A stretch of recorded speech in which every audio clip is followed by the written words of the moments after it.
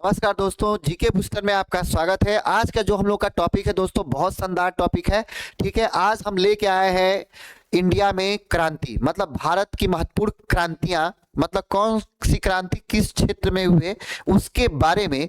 तो सबसे पहले हम बात करते हैं इंद्रधनुषी क्रांति। इसको हम बोलते हैं रेनबो आपका रेवोल्यूशन। कृषि के सभी क्षेत्र के लिए इंद्रधनुषी क्रांति चलाई गई थी। अर्थात इंद्रधनुषी क्रांति का संबंध किससे है? तो कृषि सेक्टर से है। कृषि सेक्टर से है इंद्रधनुषी क्रांति का।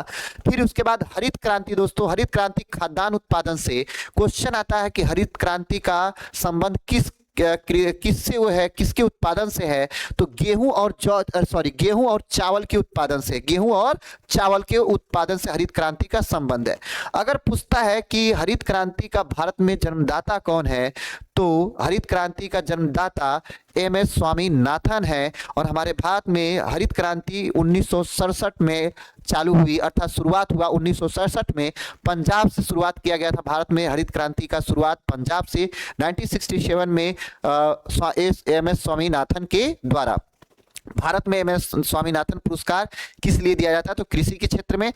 अब बात करते हैं विश्व स्तर पे कृषि क्रांति किसने लाया था? तो नॉर्मन बोरलॉग ने लाया था भैया। नॉर्मन बोरलॉग, अर्थात बोरलॉग पुरस्कार विश्व स्तर पर क्यों दिया जाता है? तो कृषि क्षेत्र में विकास के लिए दिया जाता है।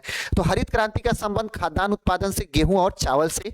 अब बात करते हैं धूसर और स्लेटी क्रांति का संबंध किससे है? तो उर्वरक उत्पादन से, रासायनिक खाद्य उत्पादन से आपका है। किस क्रांति का? तो धूसर और स्लेटी क्रांति का। गोल क्रांति का संबंध किससे भैया? तो आलू उत्पादन से। और उत्तर प्रदेश में सबसे ज्यादा आलू उत्पादन भारत में होता है, ये ध्यान रखिएगा। गोल क्रांति का संबंध किससे है? तो आलू उत्पादन से। सुनहरी क्रांति का संबंध किससे? तो फल, शहद और बागवानी से है। सुनहरी क्रांति का संबंध फल उत्पादन और बागवानी से। जबकि लाल क्रांति का संबंध किससे है? तो मांस और टमाटर उत्पादन से। मीट या मांस टमाटर उत्पादन से लाल क्रांति का संबंध है। अब बात करते हैं दोस्तों श्वेत क्रांति का संबंध। तो इसको हम लोग ऑपरेशन फ्लड भी बोलते हैं, श्वेत क्रांति भी बोलते हैं, दूध क्रांति भी बोलते हैं।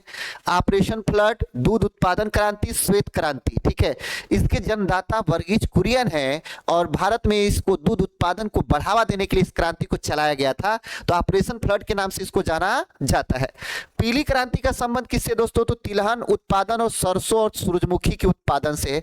तिलहन उत्पादन सरसों या सूरजमुखी के उत्पादन से है। तो ये ध्यान रखिएगा, पीली क्रांति, इसको येलो रेवोल्यूशन भी कहा जाता है। येलो रेवोल्यूशन कहा जाता है।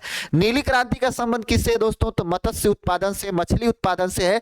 इसको हम लोग ब्लू रेवोल्यूशन बोलते हैं, नीली क्रांति को। चलिए नेक्स्ट क्रांति के बारे में बात करते हैं।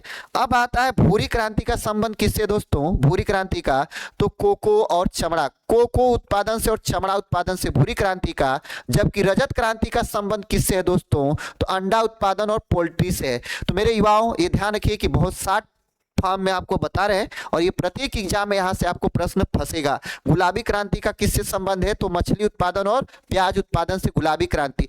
तो दोस्तों ये थी आपकी क्रांतियां। फिर से एक बार मैं रिपीट कर देता हूं। हरित क्रांति गेहूं और चावल के उत्पादन के लिए, और ऑपरेशन फ्लड या दूध क्रांति आपका या श्वेत क्रांति दूध उत्पादन के लिए, पीली क्रांति आपका तिलहन उत्पादन के लिए, नीली क्रांति मत्स्य उत्पादन, गुलाबी क्रांति झींगा और मछली उत्पादन। इसके बाद आपका है रजत क्रांति अंडा और पोल्ट्री, भूरी क्रांति कोको चमड़ा, लाल क्रांति आपका मांस टमाटर, सुनहरी क्रांति फल शहद बागवानी, गोल क्रांति अंडा और आलू उत्पादन से, और धूसर स्लेटी क्रांति आपका उर्वरक उत्पादन से है। तो इस तरह से आपकी एक क्रांति है। Thank you so much. Video पसंद आया हो तो चैनल को सब्सक्राइब करना ना भूलिएगा।